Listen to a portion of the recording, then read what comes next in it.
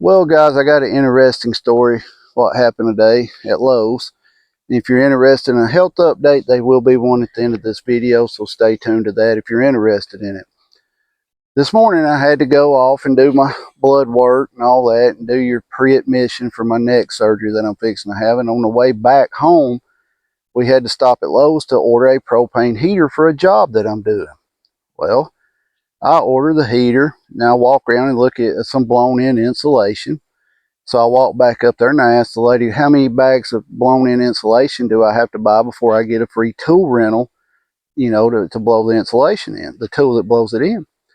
And she informed me they don't do that no more. You have to pay a deposit. There's no free tool rental. Well, while I'm standing there, I hear somebody and I look over and my dad was at the same store.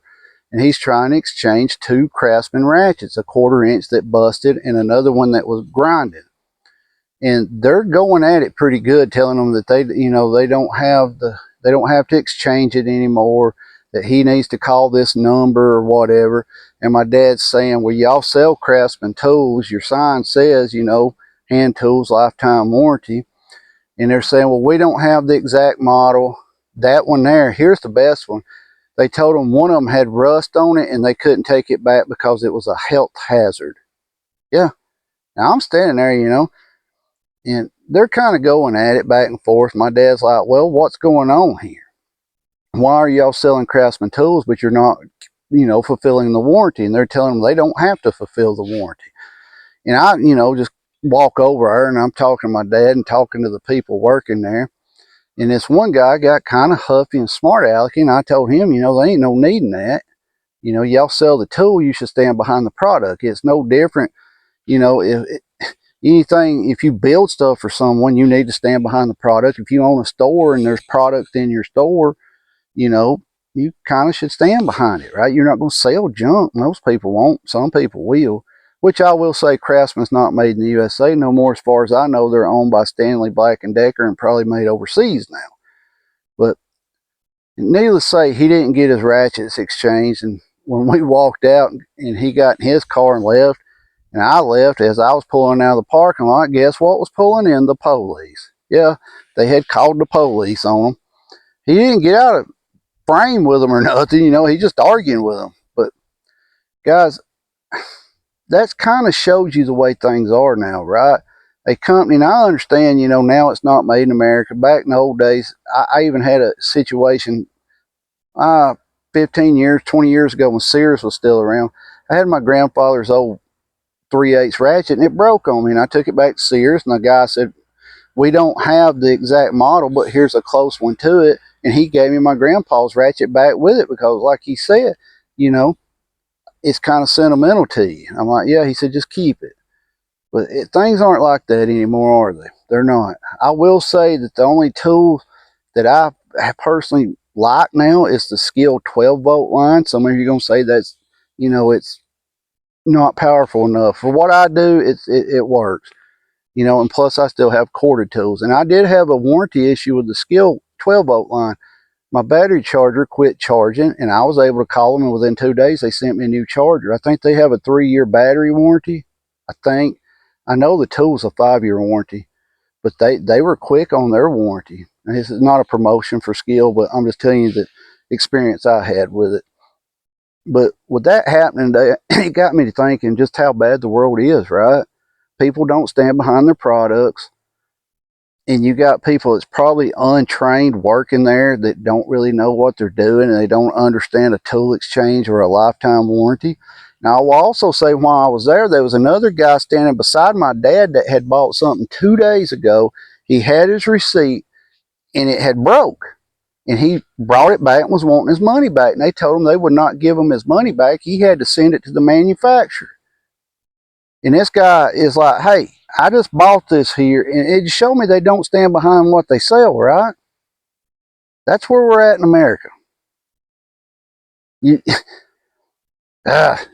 Right? Just sometimes you got to throw your hands up there and just say, I don't understand what's going on.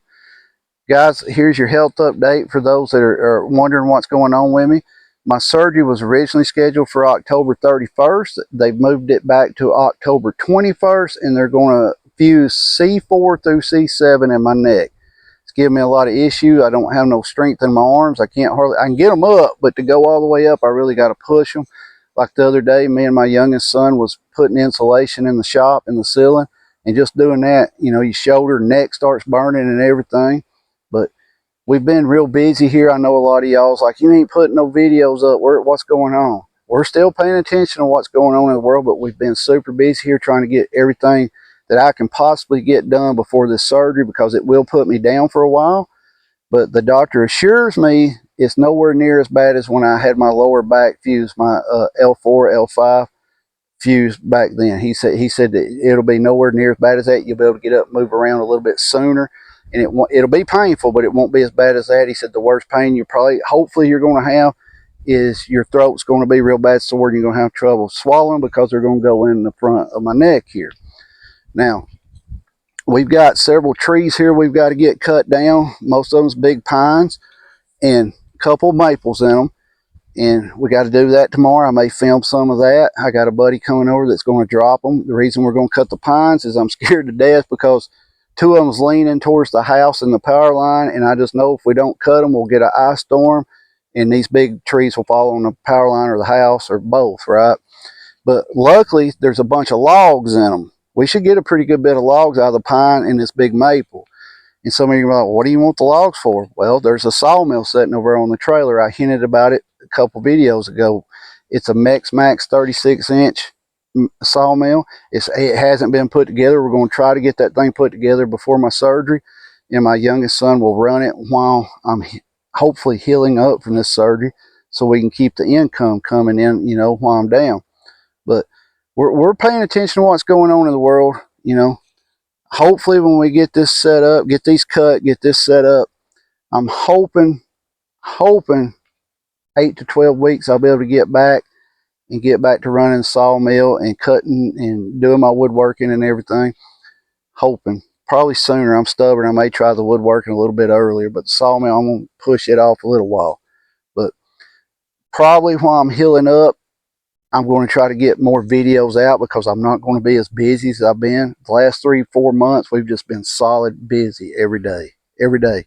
Daylight to dark and part of the night. Most of y'all know what I'm talking about. But a little worried about surgery. A little apprehensive, I guess I should say. But it'll work out or it won't, right? That's the way I am.